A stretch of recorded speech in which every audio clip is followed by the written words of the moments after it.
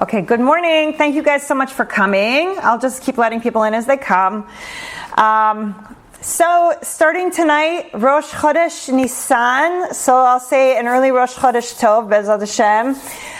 This is such an exciting time, and I'm hoping that in the course of the shiur that I'm able to really connect you with that excitement, give you guys some tools to use, not just for Rosh Chodesh and for these first days in Nisan, but also to help you with some kind of new ways to enter into the Seder. You know, I always find that I've had both experiences where the vast majority of the time I do Pesach in my house.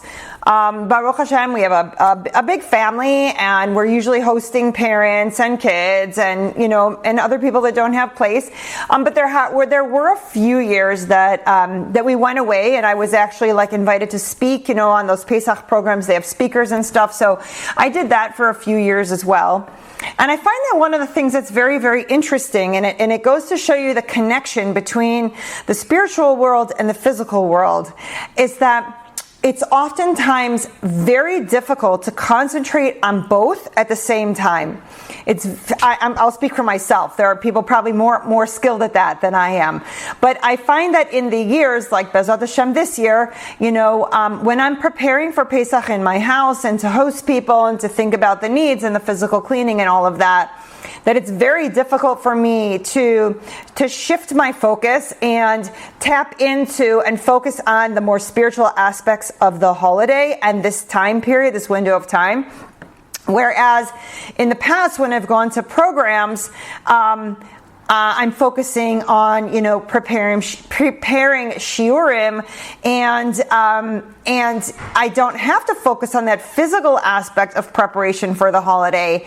And so I find my experience to be one that, you know, there's kind of like that whole element that frees up my brain that I can focus more on like the spiritual aspects and being more available to people.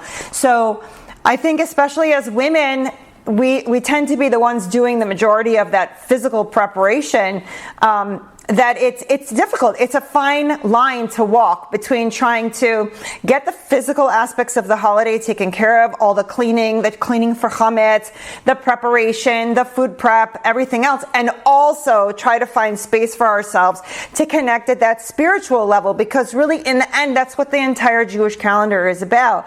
I've actually talked about the Jewish calendar in previous lectures, I don't know about in this class, but for sure in some of the lectures I've done in the community, where I've talked about the importance of the calendar and engaging in all the different holidays.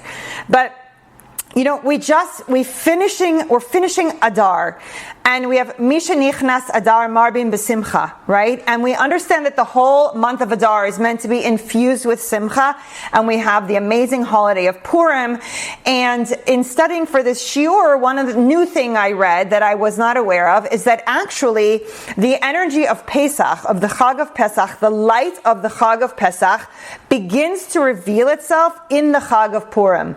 So there is this connection between Purim and Pesach, and this entire window of time that takes place between Purim and Pesach.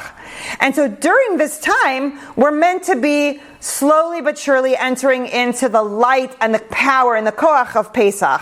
So it's also Misha Nichnas Nisan Marbin B'Simcha, right? That this is such an auspicious time. Really, Rosh Chodesh Nisan is considered a new year on the Jewish calendar. So Nisan, Rosh Chodesh Nisan, is considered the spiritual new year, and actual Rosh Hashanah is considered the physical new year, the new year of the physical world. So we're tapping into this very, very high energy and leading us into the holiday of Pesach. So there's also a beautiful thing to consider. And I used to have this page, and it told me every single first day of Nisan between the Rosh Chodesh Nisan and the first days of Pesach.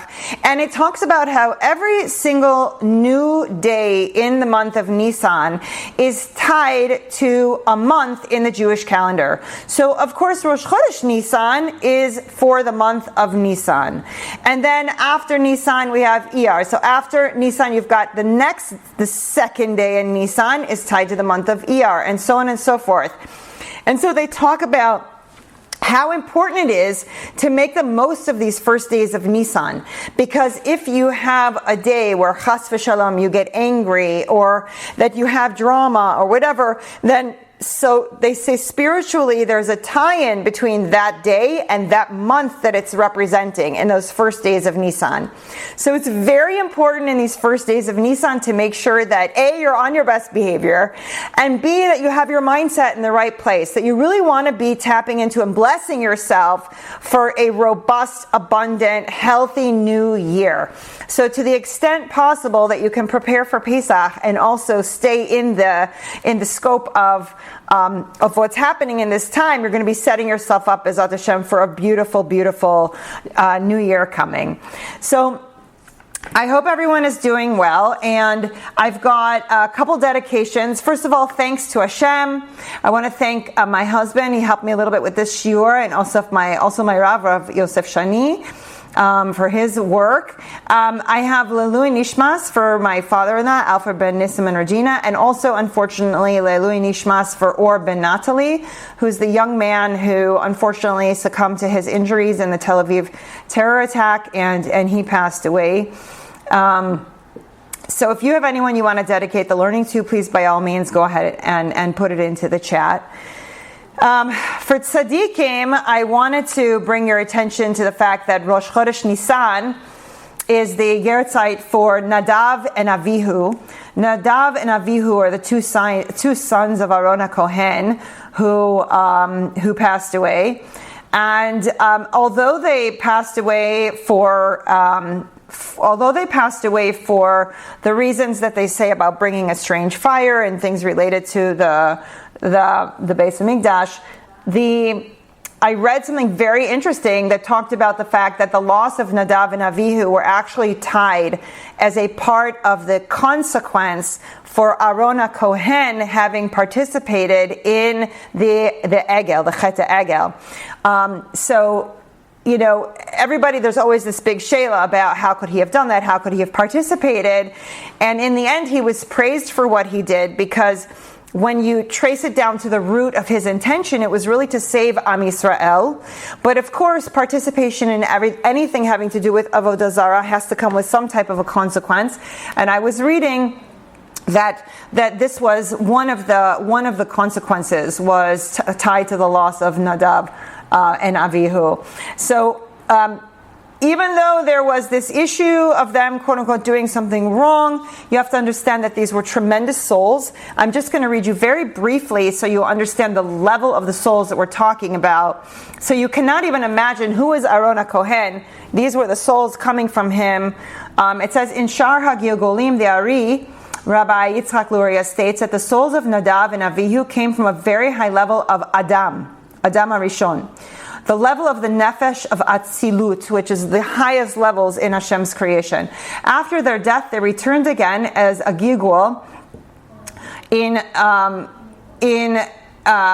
Pinchas, son of Elazar, of Aaron HaKohen, and it says they came as gilgulim of Eliyahu Navi, Shmuel Navi, Elisha Navi, Chizkiah, king of Yehuda, Matityahu ben Yochanan, Kohen Gadol, Hashmonai, Akavia ben Mahalel, Rabbi Yochanan ben Zakkai, Rabbi Akiva, Rabbi Yiba Saba, Abaya, and others. So you see that the neshamos of these two men have been coming back in Gilgulim and adding to Am Yisrael and adding to Am Yisrael and adding. They're coming back as mamash tzaddikim of the highest level. And so much of what we have throughout all of our sefarim and the spiritual literature, the Kabbalistic literature, is stemming from these two souls that are reincarnating. So it's something interesting to kind of keep in mind. Okay, so thank you guys all for joining. I want to start I kind of titled the shiur Pesach and the Power of Imagination. And I want to let you know where I'm going with this. I, every year, struggle a little bit to find new and exciting ways to engage for myself in the Seder, as well as for kids and guests and family in the Seder. Okay?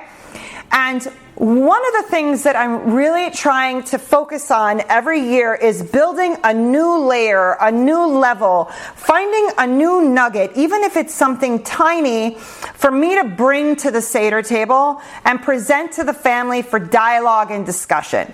So we all know that it's written that the Seder is really for the children, right? So the whole idea of Yetziat Mitzrayim, it's a foundational building block. Welcome, Julie. Thank you for coming.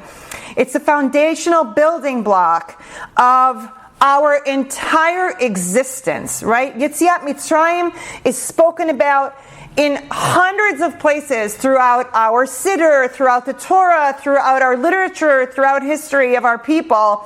And it's what we gleam to. It's a defining element of who we are as a people. That HaKadosh Baruch Hu chose us, He saved us, He gave us a Yeshua, He led us to receive Matan Torah, and that's the period of time that we are in right now. So we're entering into Nisan. It's the whole story of Pesach, the Yetziah, the Yeshua, and then eventually Matan Torah in Shavuot.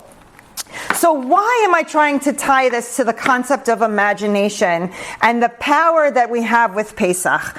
It's because in my studies and in my reading, and one of the things I really want to talk with my family about this year is the idea that thought and imagination are really the seed level for everything we do in this olam, in this physical world. And I'm going to bring you some sources to support that theory. And if you remember, for those of you that may not have been with us in our very, very, very first shiur, it's posted on YouTube, I did an entire shiur on the power of thought and how everything we do ties to that element. So how do we build ourselves spiritually? How do we grow ourselves? And part of the tools of what we can use to do that is through the power of imagination. And in particular in this Chag. Because if we can tap into the power of our imagination and we can try and put ourselves in the shoes of the people standing on the shore at Yetziat Mitzrayim and trying to understand what must they have been feeling, what must they have been thinking, they must have been trembling, right? If we can connect ourselves to that, believe it or not, we can actually elevate ourselves spiritually and work from that place moving forward in the whole rest of the year.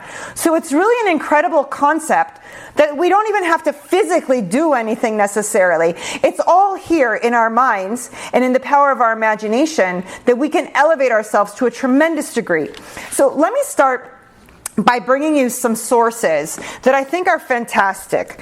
So here we have Rashi. He's bringing the idea that the numerical value in the phrase Egel HaZahav. So Egel HaZahav is the golden calf. The numerical value of Egel HaZahav is exactly equal to the idiom of Koach HaMedameh, the power of imagination. Okay? So get it. The golden calf, in Hebrew, of course, we're talking about. The Egel HaZahav is the exact gematria of Koach HaMedameh, power of imagination. And he goes on to talk about the idea of how we can use our imagination for good or we can use our imagination for bad. Okay? But either way, whichever way we use it, it's powerful. So let's look at what he says. The untamed imagination is the psychological base of the Yetzer Hara, of the evil inclination.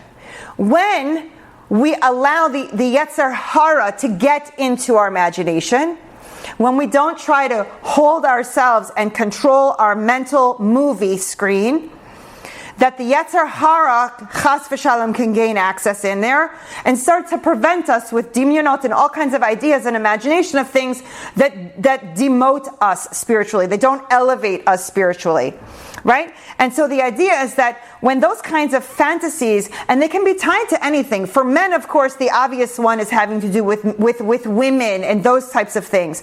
But even for us women, when we have imagination of things that we're jealous of somebody, or we start thinking about we wish our life was a different way, and we're imagining things, but it's not in a positive way. It's not motivating us forward. Instead, it's dragging us down.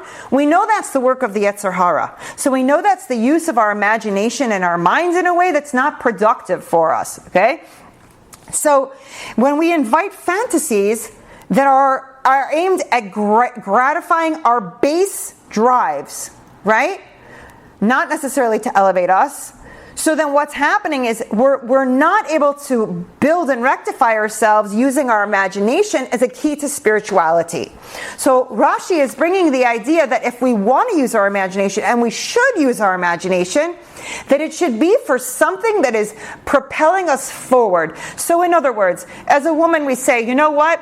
I'm either not doing a specific mitzvah and I would like to be doing, or maybe I'm doing a mitzvah but I'm kind of doing it half-half, I'm not really fully invested in it, or whatever is the situation.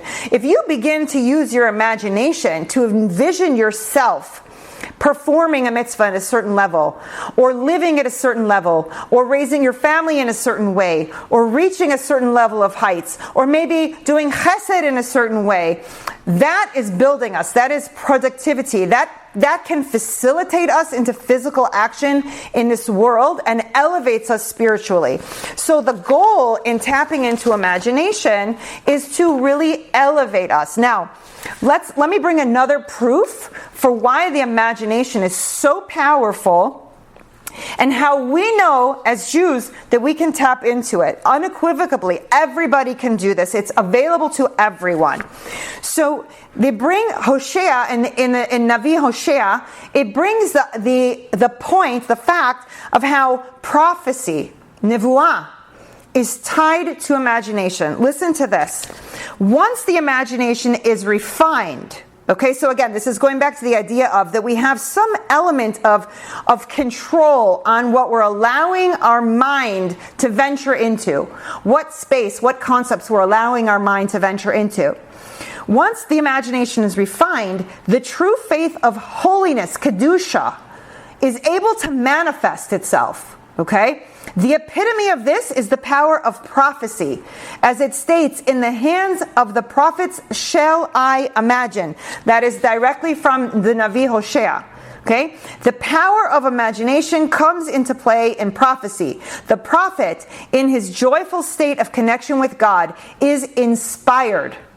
And he sees symbols, which he immediately is able to interpret in accordance with divine intention. So, and this is from Mishnah Torah.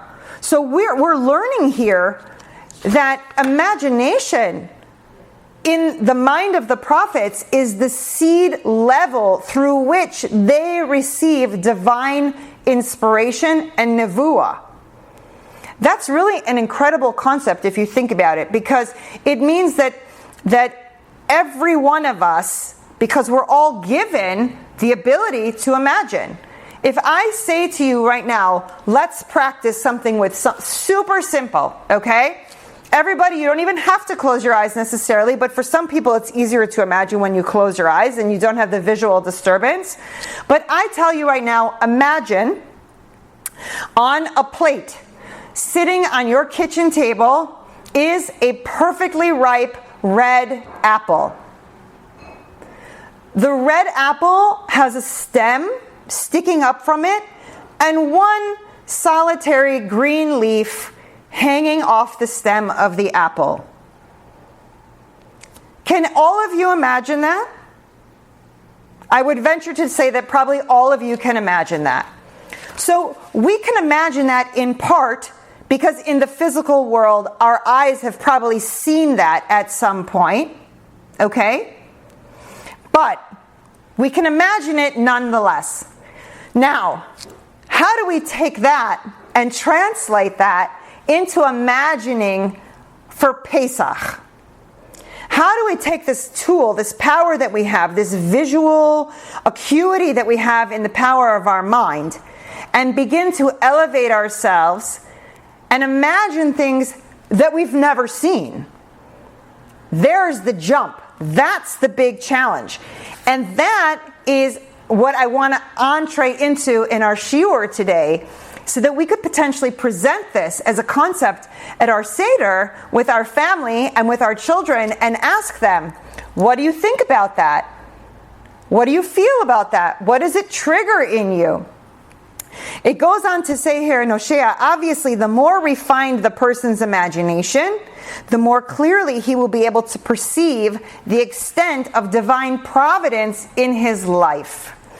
So not only are you able to begin to place yourself into situations that you've never actually seen or experienced, but by exercising the power of your imagination, you are able to also begin to open up your eyes and your spiritual mindset to seeing divine providence in your day-to-day life. We begin to imagine and project how one event might be tied to another event or an action.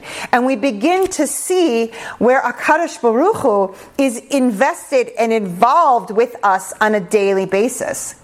It takes imagination to pull those pieces together.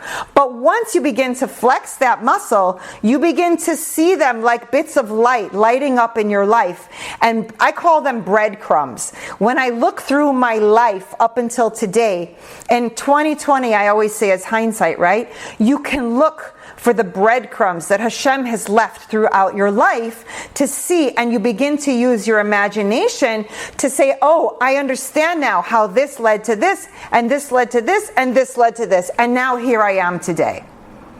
So the imagination plays a very, very key and pivotal role in this whole process. So now I want to ask you guys a question. And you can either unmute and share, or you can post it in the chat. Either way is fine. Tell me what first comes to mind for you when we begin to think about the whole Pesach Seder, the whole story, the whole process we go through on Leil Seder. Where do you feel that we can plug our imagination into the process of the Seder in order to have more connection to HaKadosh Baruch Hu, more connection to the events, the real events in our history, and more connection to our own neshama, and elevating ourselves and beginning to use our imagination to feel what might have been? Does anyone have any ideas that they would want to share where in the Seder we could actually tap into our imagination? In the symbolism of each food, okay, excellent, and each plague. All right, so pick one of those things, because they're both very, very big things in the Seder, right? The food, we have the Ke'arah, the Seder plate, and it's filled with symbolism, and of course, every single plague, the 10 plagues. So let's take the plagues, for example. Does anybody want to pick a plague and begin to imagine? Let's practice a little bit. Let's put this into play. Anyone have an idea of a plague that we could pick?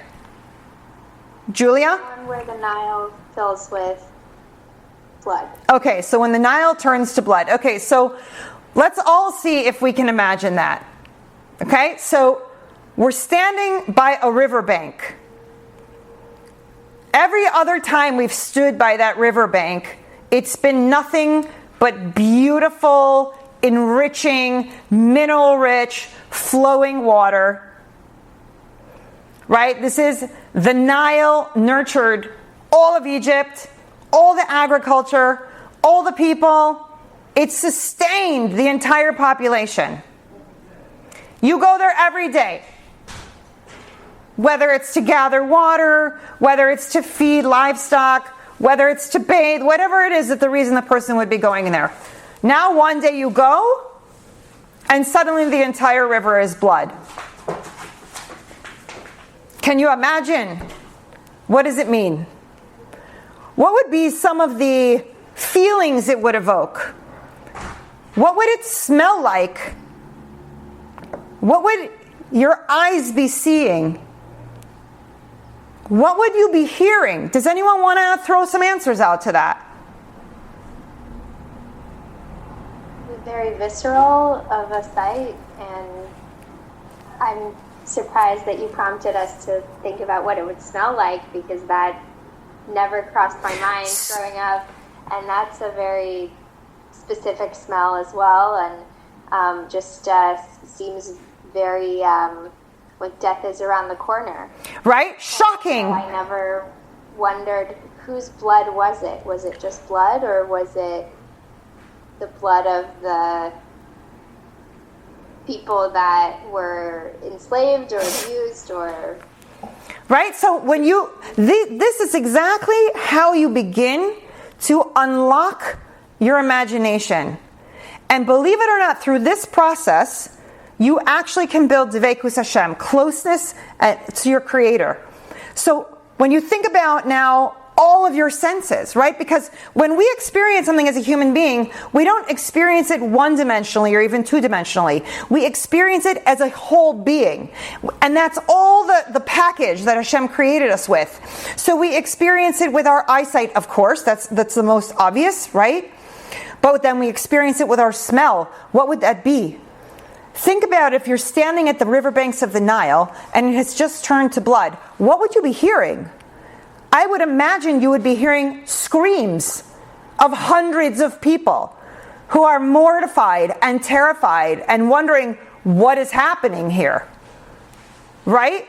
Would you suddenly get a headache? Would you feel confusion? I would imagine you would feel terror. Right? You would be wondering, like, is it a joke? Is it a prank? Is it witchcraft? Right? Is it black magic? Which they were all very, very good at in those days. Right? So we begin to unlock. I'll tell you, I had something happen in my house, and until I started preparing for this shiur, I didn't think about it in this way. But I didn't know, but I had an opening on my roof. Okay? And we were dealing with, for a handful of weeks, like every now and then, there would be this putrid smell in the house, like horrible smell. And I never really understood what is that smell, right? And then I realized, like, animals were getting into the attic through the roof and dying in the attic. And it was a horrific smell. And as I begin to prepare for this shiur, thank God we resolved the problem. But as I began to prepare for this shiur, I thought to myself, oh my gosh, I wonder if that was the smell of all the rotting animals in Egypt with the plagues. Like, I feel like, okay, Hashem, I got it. You gave me something to think about now. If that was from one animal rotting in my attic, I can't even imagine when the land is filled with things that are rotting, whether it's frogs rotting or animals rotting or I don't even know what. But so many of the plagues led to things rotting and dying and this whole...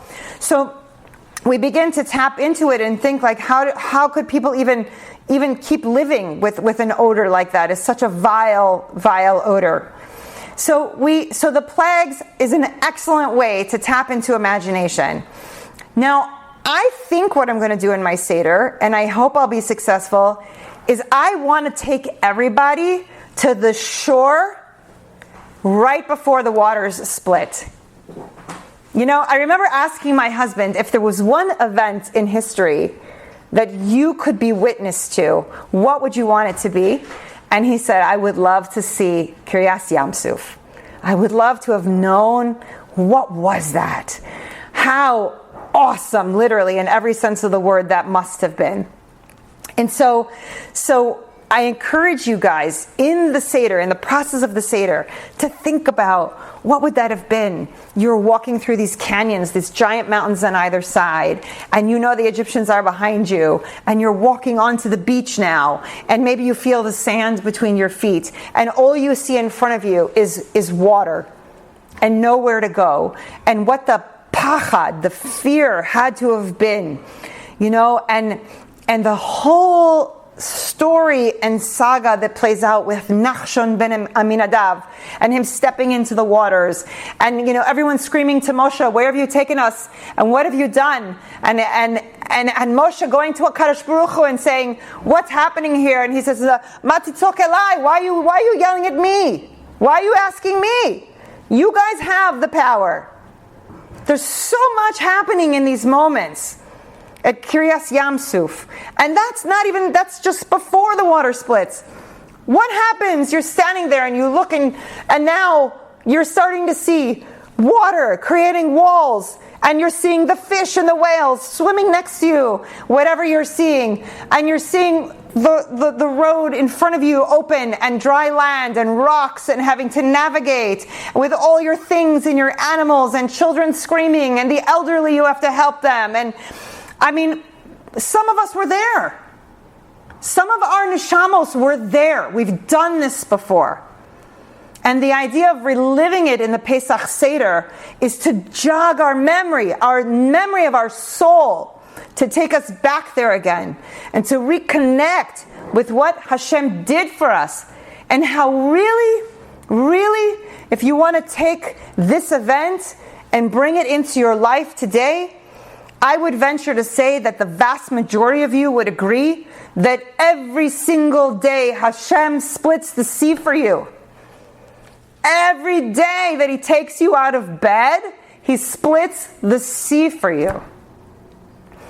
And so the power of this Chag, and the power of building up to this Chag, and the power of using our imagination to get there, is the idea that what happened back then is just as much alive and active for us now, today, as it was in the moment that it happened.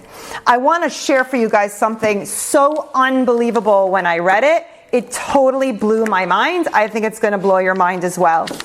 So I think I've mentioned to you before my Rav, Mikol HaGaon Rav Yosef Shani, the grandson of Chacham Menachem Menashe, who was the head of the Lamed Vav Tzadikim of his generation.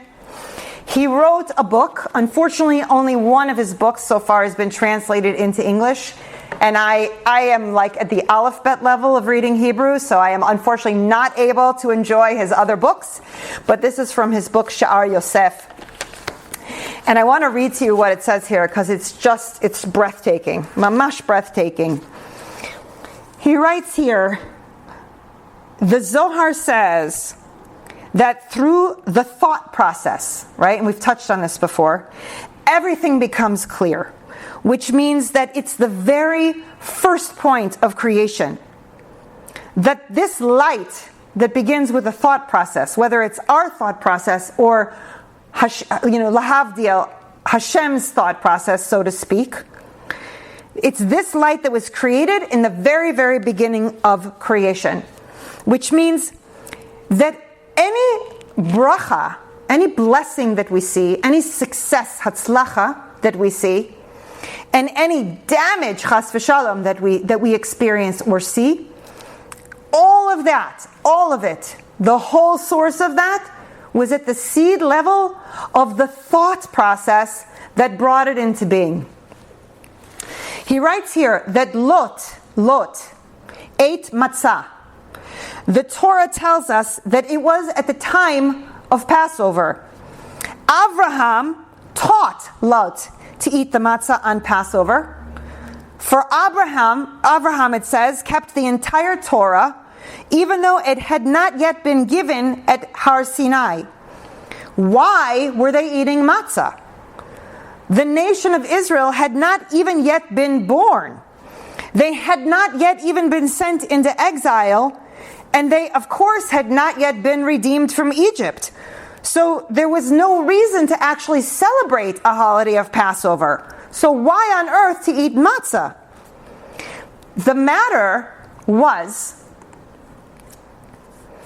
that the spiritual light of every holiday already existed in the heavens since the creation of the world. And so that when that light would be needed throughout the history, it would already be readily available. It means that Abraham already could tell exactly when there would be a holiday. He could tell what was the holiday. He could tell the light unique to that holiday. And as a result, he was able to observe and keep the entire Torah. That absolutely blew my mind. It means that from the seed level of creation, every chag that we've ever had, everything was already in existence in Shamayim, And it was only a matter of time throughout history to bring it down into this olam where we now have the opportunity to connect with it and to observe it and to benefit from what it brings for us. So that's so incredibly powerful. I remember reading one time also, when it comes specifically to Kiryas Yamsuf, that when Hashem created the waters of the earth, He did it with the t'nai, with the condition that when He commanded it to open, it would open. Meaning He built into the seed level of creation the event of Kiryas Yamsuf, that the waters in the world were obligated to obey in that moment when He commanded the waters to split. That was already a part of the DNA of the waters of the world. And it's written, how did the whole world know that Kiryas Yamsuf occurred? Because all of the waters in the world split, not just the water where they were standing. So we see that the seed level of thought, the seed level of imagination, the seed level of creation, we may not see it, right? It's not tangible. We don't touch it. We don't pick it up. But it is just as real and just as powerful as anything that we would see and touch and pick up. So I want everyone for a minute to just take a second and think about for themselves, what part of the Seder do you want to explore through this paradigm of imagination? What do you want to bring yourself to the point of awe and experience? And then try to bring that to your Seder table. Ask your children, can you imagine, tell me, talk to me, if you were there, what would you have been thinking? What would you have been feeling? What would you have thought of HaKadosh Baruch Hu? What would you have thought of Moshe Rabbeinu? What would you have thought when you saw Nachshon jump in the water? How would you have felt to know that the Egyptians were chasing you down? Would it have been scary? Would you have been excited? This is how we have to engage our children. I think, Julia, you used the word visceral. It's a fantastic word. When we experience something on a visceral level, it means we're taking it from the thought and the imagination and we're beginning to feel it in the physical body. We're beginning to feel it in our physical reality. Try to create this visceral response, this reaction that really gives us the connection that we need in order to feel Pesach and feel the power of the Seder. Now, Harav Avigdor Miller takes this one step further. He has a lovely booklet that he put out for Pesach. I can forward it to the e-list if you guys want to have it. He says this: no matter what happens at your Seder, do not forget what it's all about. The purpose of the Seder is in order to rededicate ourselves to Avodas Hashem.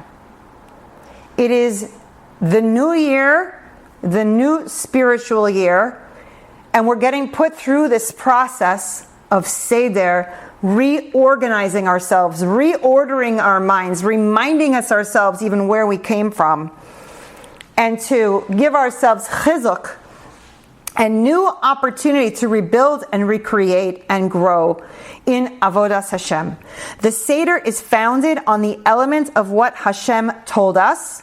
I took you out of Mitzrayim in order to be your Elokim. I took you out of Mitzrayim in order to be your God.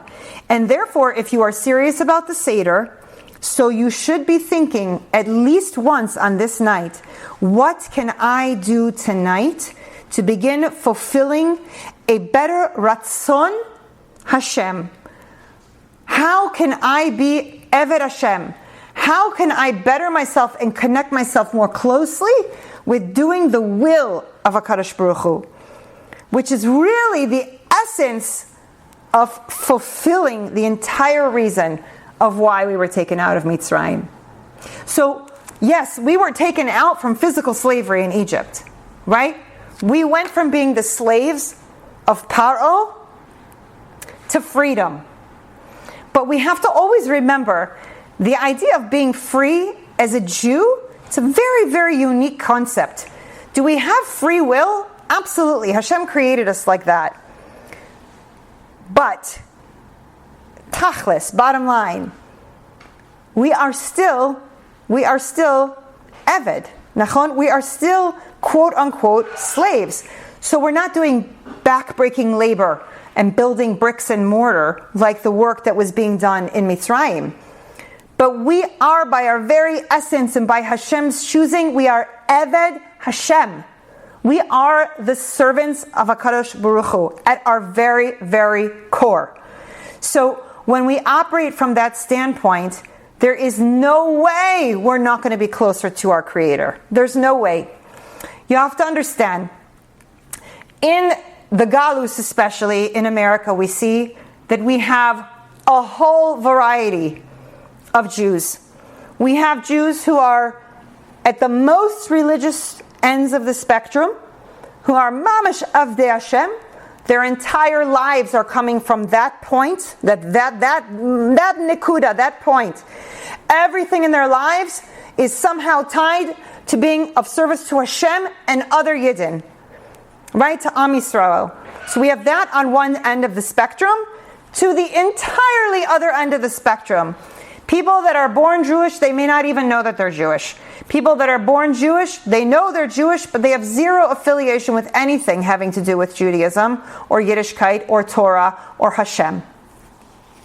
So when we look at that entire spectrum, we have to understand, no matter how religious we are, or no matter how irreligious we are, we're created with a mission. And every one of us shares that same mission. It's to be Evdei Hashem. So a part of the process in the Galus, and a part of the purpose of the Seder, is to help reconnect us with this concept. So if we are hosting a Seder, and let's say we're on the more observant end of things, right? And we have guests at our Seder that maybe are not observant at all. This might be one of the only things they do in the entire year. They go to Shul on Yom Kippur, Bezat Hashem, and they maybe attend a Seder because a relative happens to be religious and they were invited. They're going to go nash a little bit of matzah, have a little bit of charoset, do the Haggadah, eat a good meal, and go back home.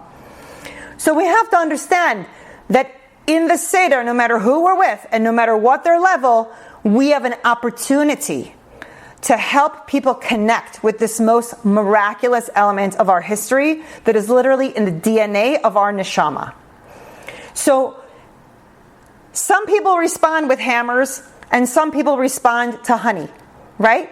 The Seder is a time to speak and act with a smile, with love, with Yiras Shamayim and love for HaKadosh Baruch Hu, and to share your enthusiasm and your excitement about these concepts from a place of tremendous awe and inspiration from your heart center. So we use our mind and we use our imagination and we pair it with the love and the awe we have for HaKadosh Baruch Hu, and from that place, from your heart, Be'ezat Hashem, to their heart. And they don't even know what's going on. They're just having an experience. And it's a positive one, and they leave feeling uplifted, and maybe it plants some seeds that somewhere down the line, Hashem will help to water, and something else will ignite that growth. So we are Evdei Hashem. Every single moment, whether we know it or not. We are no longer slaves in Egypt, but we are Eved to our Creator. He chose us for that purpose. We are uniquely designed to fulfill that purpose and that mission. And for as many different kinds of Jews as there are that many ways to fulfill that mission. That's why there's Chabad. That's why there's Breslevim. That's why there's Ashkenazim. That's why there's Sephardim. That's why there's all these amazing different kinds of ways of celebrating Hashem. And everybody has their derech, and everybody has their unique take on stuff.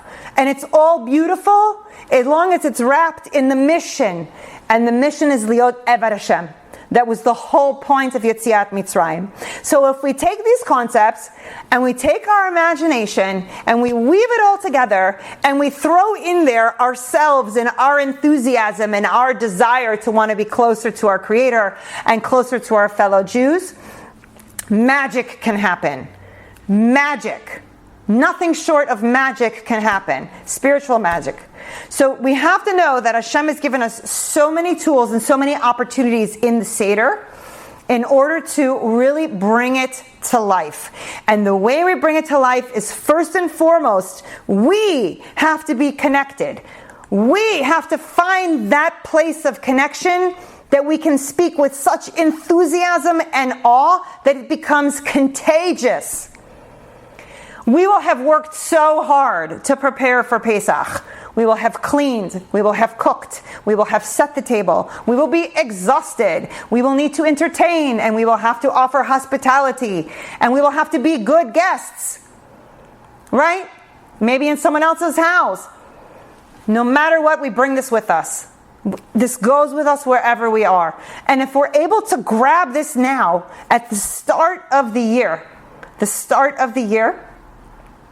and infuse it into our Seder, and infuse it into Nisan, and infuse it into our Pesach experience, guaranteed you will be able to carry it with you for the rest of the year. What we do now matters for the entire year. It's setting the stage for how we will grow spiritually, how we will come closer to HaKadosh Baruch Hu, and how we will take steps to further reveal our purpose in this olam. It's so insanely exciting and inspiring that we have this opening in this window of opportunity. Think about the fact that Abraham foresaw and ate matzah in the time of Pesach before anything ever happened. Tap into that miraculous idea that all of this existed from the point of creation. That Hashem wanted us close to Him even from that initial point. And every year gives us an opportunity to redo and recreate and remind ourselves and shake our memory of our neshama, that we stood there on those shores. We stood there at Har Sinai, many of us. You know? And all we have to do is tap into it by using the power of our imagination in this time of Pesach. So I want to share one more thing, and then if there's any questions or comments, I'll open it up. I have a Haggadah collection.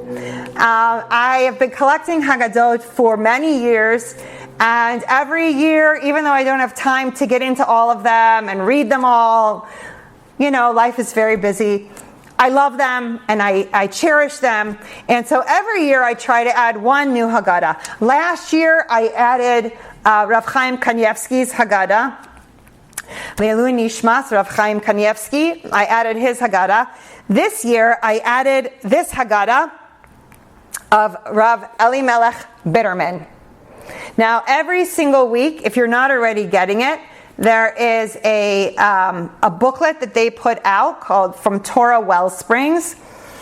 And it is part of my oxygen every single Shabbos. Every single Shabbos, I'm committed to reading whatever they put out from Torah's Avigdor, for Rav Avigdor Miller Zatzal, and for Reb Elimelech Bitterman Shlita. And so he came out with a Haggadah, and I love how he talks and thinks and writes. And so I went through there to see if I could grab a nugget real quick for us to share. So I found something that I wanted to share that I thought was great. So this is in the part of the Seder. It says, "Ve'yir'u ha'am et Hashem v'ya'aminu bo ve'Moshe avdo." And the people feared Hashem, and they had faith in Hashem and in Moshe, his servant. So again, this is at the point of Yetziat Mitzrayim. I'm going to just read to you right here what it says, because there's no point for me to paraphrase. It's just written so beautifully. Okay? The Bnei Yisachar, in his Sefer Igra Dekala, quotes a tradition handed down from Rav Yechiel Mechel of Zlochov. When a person feels that they need an unnatural Yeshua, so they need a miracle basically, a salvation that does not seem to be within reach al pi teva, according to natural means. So an example would be someone who's chas v'shalom very sick, and it doesn't seem like they have odds with them to get better, God forbid. Or someone who went from being very wealthy and suddenly they're no longer wealthy. Something extreme, that it's not like a natural means that it would seem like it would resolve. There is only one solution. They should do something that is not natural for them to do, breaking their own teva, their own nature, and spawning a similar reaction in the heavens. The nes, the miracle of Kriyas Yam Suf, is so central to our emunah, to our belief in HaKadosh Baruch Hu, for this reason, because it lives on as an example of the power of man to generate nisim, miracles. You know, I've said to you guys many, many times before, HaKadosh Baruch Hu makes deals. I told you that from my own experience of what happened to me when my near-death experience in November of 2020. I made a deal with HaKadosh Baruch Hu. If you bring me back to my family, if you bring me back to my husband, I will be Eved Hashem from that day forward. If you give me a refuah shlema, I am all yours. No matter what you want from me, no matter what you need from me, no matter what time of day, I'm yours. That's it. You have me. And Baruch Hashem, Hashem gave me refuah shlema. It took 6 months, but I recovered, Baruch Hashem, with my family, my husband, my life. And since that time, I've been, to the best of my ability, Eved Hashem. I made many, many deals rolled up as a part of that. Okay? But this is what that's talking about. When you need a Yeshua, when you don't have Parnasa and you need Parnasa desperately, when you are Chas v'Shalom ill and you need a refuah, if Chas v'Shalom someone's having a hard time getting pregnant, they want to get pregnant and they can't, they need a Yeshua. There are so many reasons in this olam why people need Yeshuos. They're in shidduchim and they cannot find their shidduch for years on end. They need a Yeshua. This is how you make it happen. When you act in a natural way, Hashem will act in a natural way with you. He will let things unfold in response to your allowing things to just unfold. If you need a nes, a miracle, you need a Yeshua, you must do something for HaKadosh Baruch Hu that is against your teva, against your nature. You have to do something drastic. What does that mean? It means taking something upon yourself. You ask yourself, if I was the creator, lahavdil, and my creation is saying, I'm willing to do this for you, please do this for me, you're going to be much more inclined to want to grant what they need. What's in it for Hashem? Why should He grant you what you need? What's in it for Him?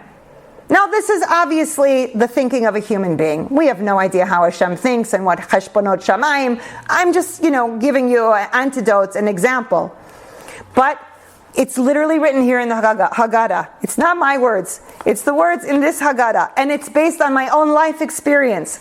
When you need a nisim, when you need miracles, when you need a Yeshua, you have to do something that is above and beyond the natural course of events. You have to put yourself out there in a way that shows HaKadosh Baruch Hu how serious you are about what you want.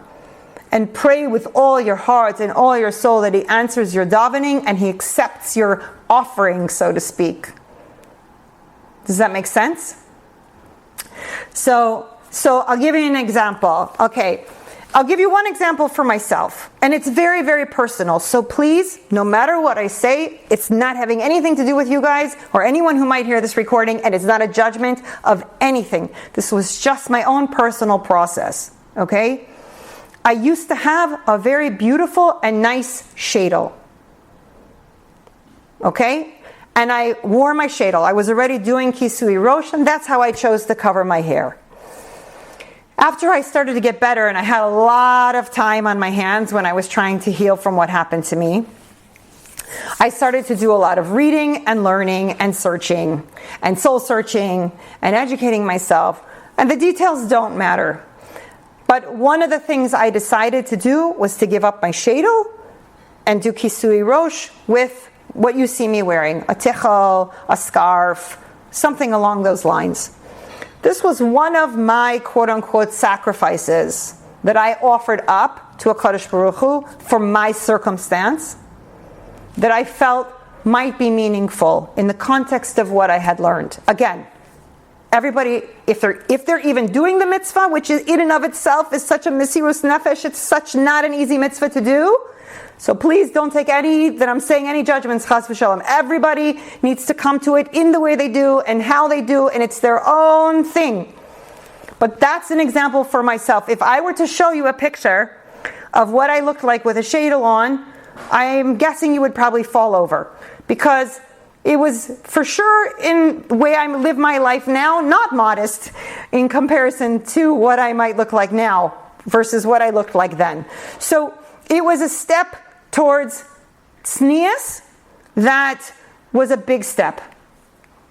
So for me, that was an example of something that I gave over. I told Hashem, I'm going to take steps towards being more tznius. And that was one of the ways in which I did that. So that would be an example from my own life of what I did. But there are millions of options, literally millions of options. How many hundreds of mitzvot do we have? Hundreds. Even if you say, to give a perfect example, I was coaching lots and lots and lots of women, getting calls all the time from women that I would meet with and advise and so forth. Every single time before I would hang up the phone, I would say, what are you willing to commit to? Now, when you ask people that question, it can be very intimidating. You're like, well, what do you want from me? I don't understand I don't know what I can commit to. I'm not so sure. I'm not at that level or I'm not at that level. And people get very nervous. Well, commitment, especially to your creator. It's not a small thing. Everything is always done bli neder because we're human beings and we make mistakes. Bli neder meaning without an oath, right? But I would say to them, even something small, can you give tzedakah once a week to the little pushka in the grocery store when you're checking out? Just take $1. Have it with you when you go to the grocery store. And when you're checking out your groceries, put it in the pushka and tell Hashem, I'm giving this tzedakah in the Bezat Hashem, in the schos that I find my shiurim, if that's what you're davening for. Something even as small as $1 in the pushka, but consistently. That's what I'm going to take upon myself. Someone who doesn't like Shabbos candles, and they start to light Shabbos candles. Someone who has never done Hafrashat Challah, and they decide on Rosh Chodesh, every month, I'm going to do Hafrashat Challah. Bli neder, Bezat Hashem. Normally, I wear my shirts, and they're all the way down to here. I'm going to start wearing shirts a little bit higher. I'm going to start wearing something below the elbow, maybe below the knee. Maybe I wear jeans, but I'm going to start wearing skirts 3 times a week. Maybe I'm going to get dressed up for Rosh Chodesh. Every Rosh Chodesh, it's a chag for the women. Every Rosh Chodesh, it's a chag for the women. In Beis Yaakov, where my daughter goes to school, that's the one day of the month that all the girls are allowed to come to school, not in their uniform. They're allowed to come to school in clothing appropriate for the celebration of Rosh Chodesh. A nice skirt, a nice sweater, Shabbat shoes. Maybe that's what you do. One day in the month you dress up in the merit of Rosh Chodesh. Hashem let you live for another month. Baruch Hashem. Thank you, Hashem. I'm going to dress up and celebrate. It can be so simple, but it's all about your mental work. It's all about your imagination and you're wanting to build your connection to Hashem. And you know what I found, especially since my event in November of 2020, when you begin, it says Hashem will always take you in the derech that you want to go, for better or for worse. Wherever you want to go, Hashem will guide you there.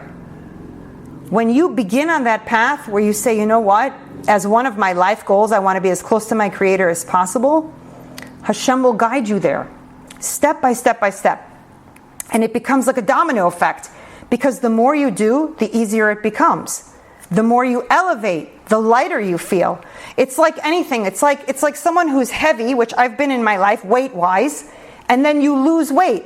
And when you're walking, you start to think, wow, it's actually easier for me to go up those stairs. It's actually easier for me to walk a little bit faster. I have less weight on me. I feel lighter. It's exactly the same thing spiritually.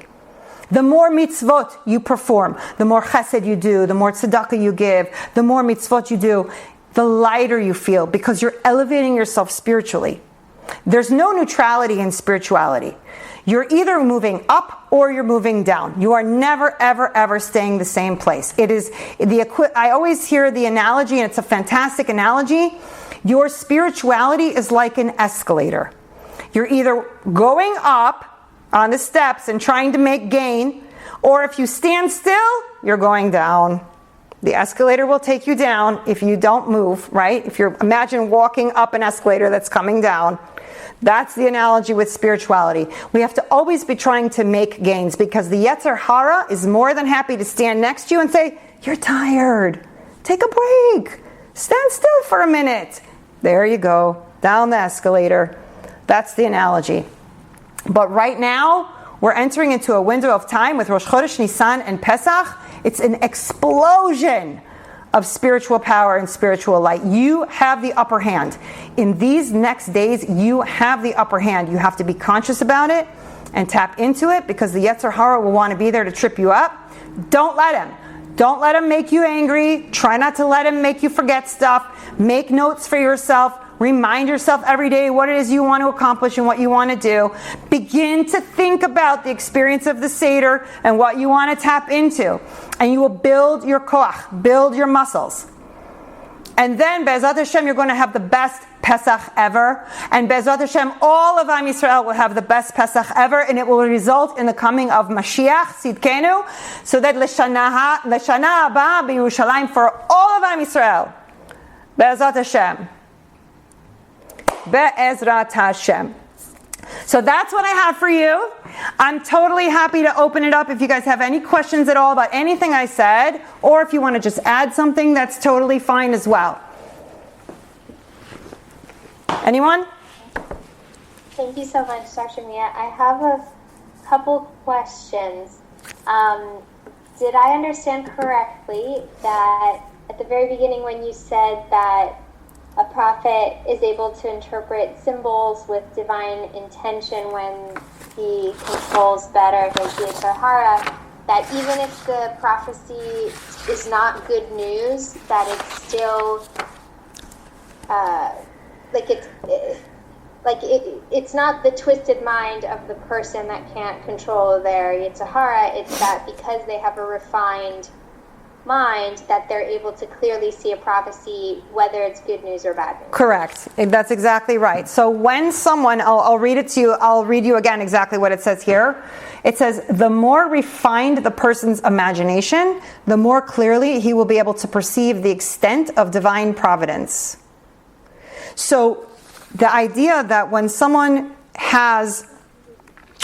they're tapped into a certain level of Kedusha, because of course prophecy can only come in the highest levels of Kedusha, and then when they reach that level in the process of prophecy, and Hashem is sending them messages and symbolism, and they have that unique ability as a Navi, as a prophet, to interpret those symbols, and then to share the message.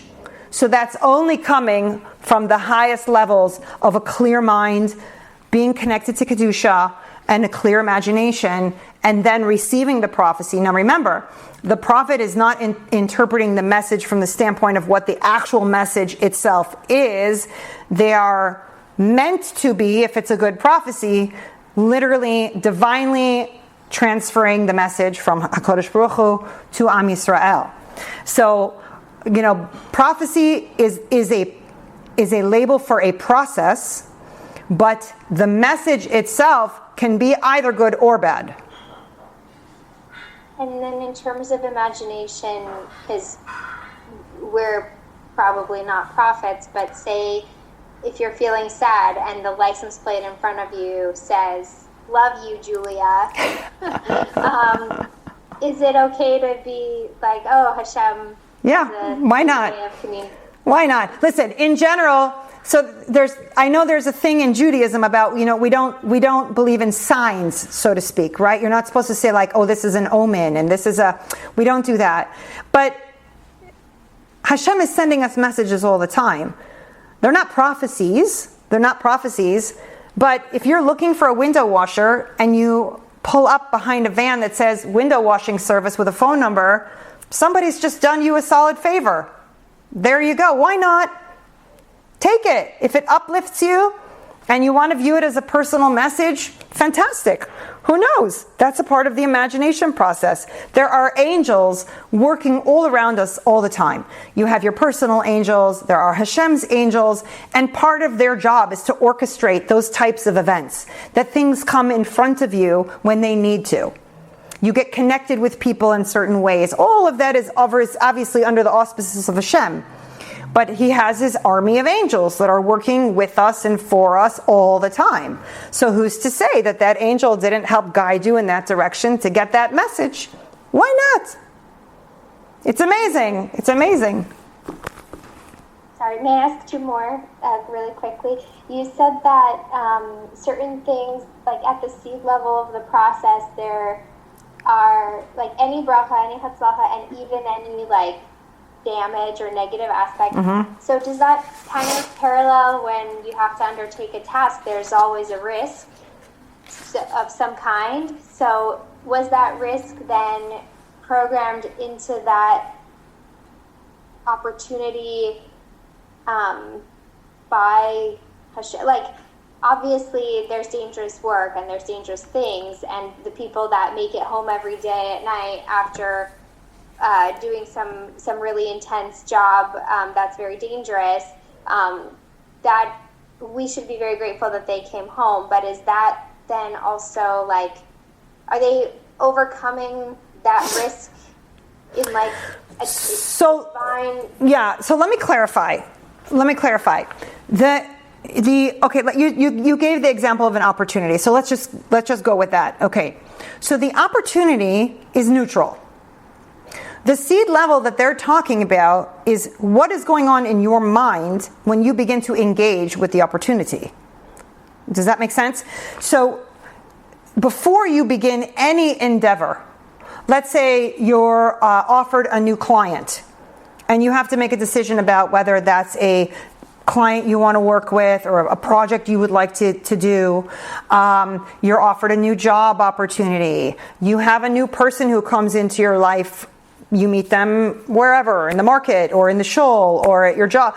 I mean, literally anything, any new connection, new endeavor.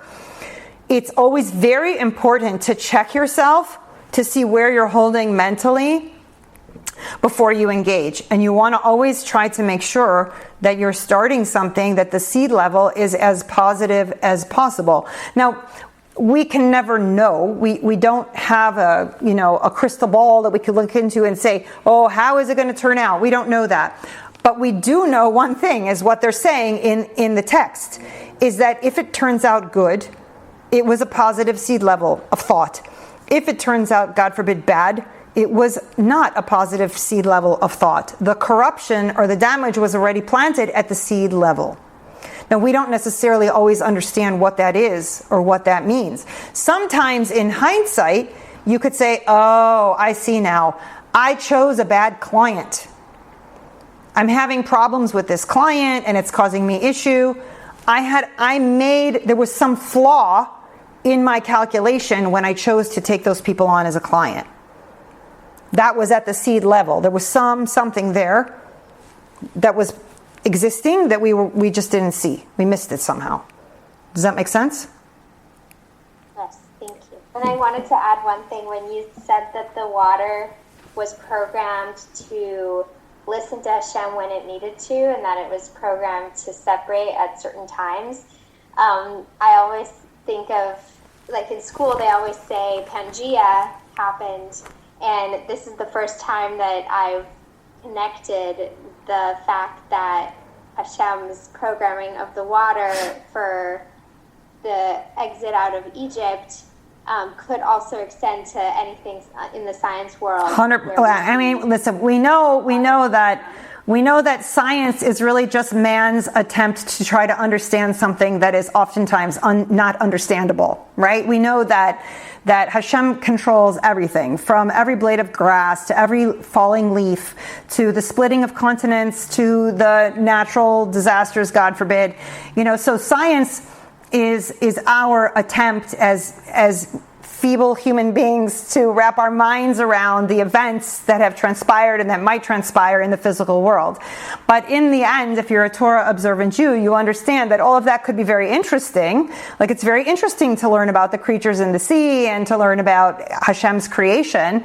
But when they overlay their interpretation of how and why and all of that, as a Torah observant Jew, you have to really take things with a grain of salt, because in the end, HaKadosh Baruch Hu decides everything. Does that make sense? Anybody else? Any comments or questions before we wrap up? No? Okay, so I just want to wish all of you a Rosh Chodesh Tov. Can I ask a question? Yes, please. Sorry, I'm a little confused. Are you talking about when it's negative thinking? If you think negative is going to be negative about the seed? It can be that. It can be that. It can be that. It can be. It doesn't necessarily mean it always is that, but it can be. If you enter into a situation with, let's say, and we may not even be consciously aware of it. Let's say we enter into a situation and we have a lot of reservations.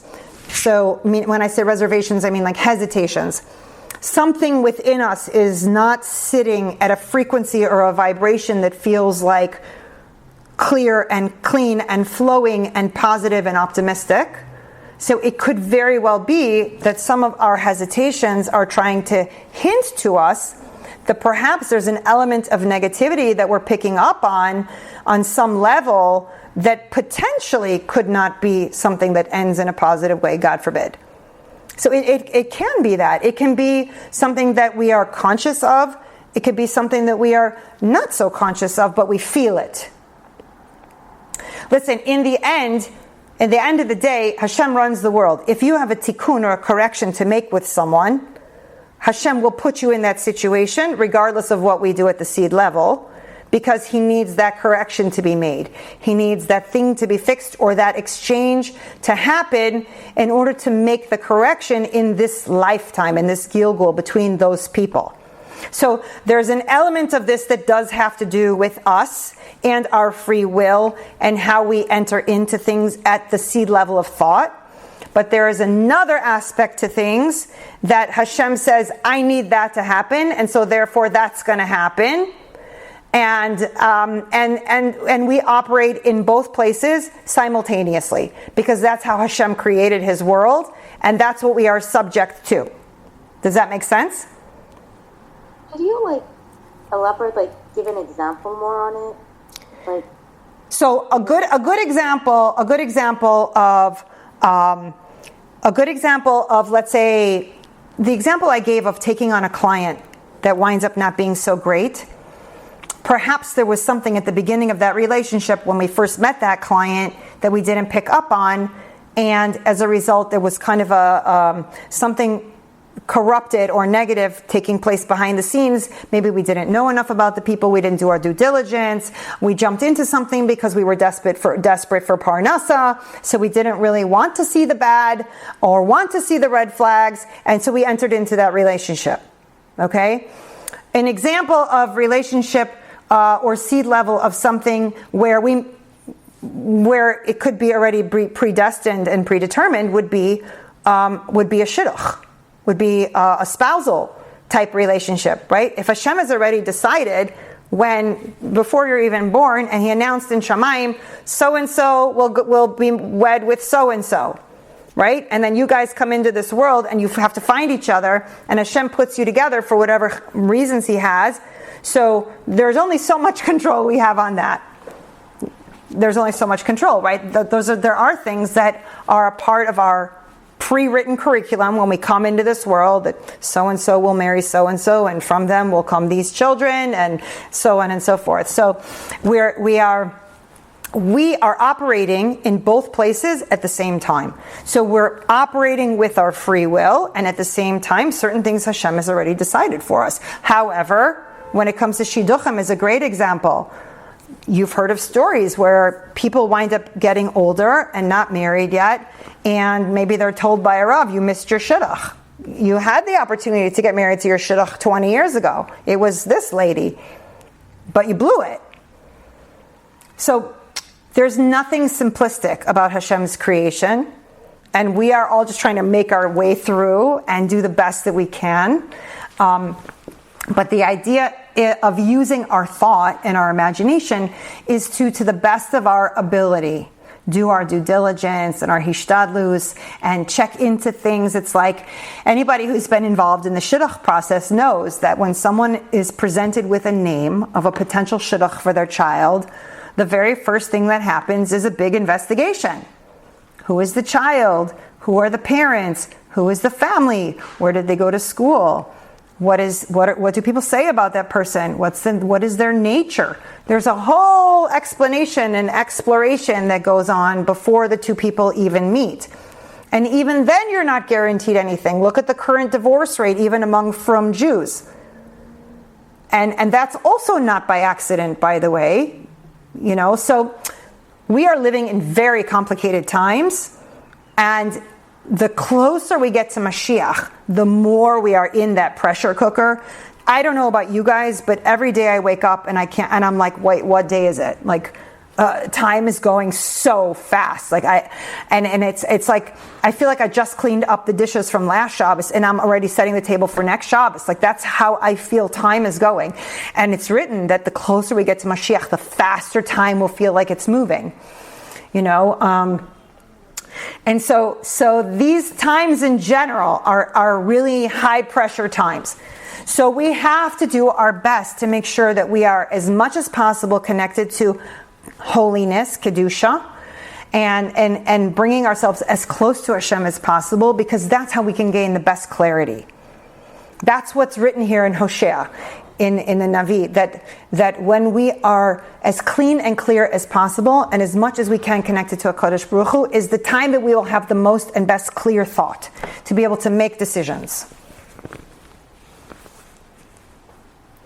Any other? I have another question. Sorry. Sure. So what about those people that never get married? Has someone ever announced that they should get married? Like, they reach 40, 50, 60, 70, 80 and they're like single and, they pass on to the next world. I'm just wondering. I mean, it's a great question. I obviously don't know, but you have a couple options. One is that person, for their tikkun, it was judged in Shamayim that they would come in and they would be alone for their life in rectification for something that maybe happened in a past Gilgul. Another option is that they have not worked on themselves enough to merit finding the person that they're meant to be with. Or they are working on themselves, but it's taking time. Or they've already met that person and they blew it. And they blew it somehow. I mean, the way Hashem... So how do you know if you blew it, if you didn't blow it, if you're, It's a good question.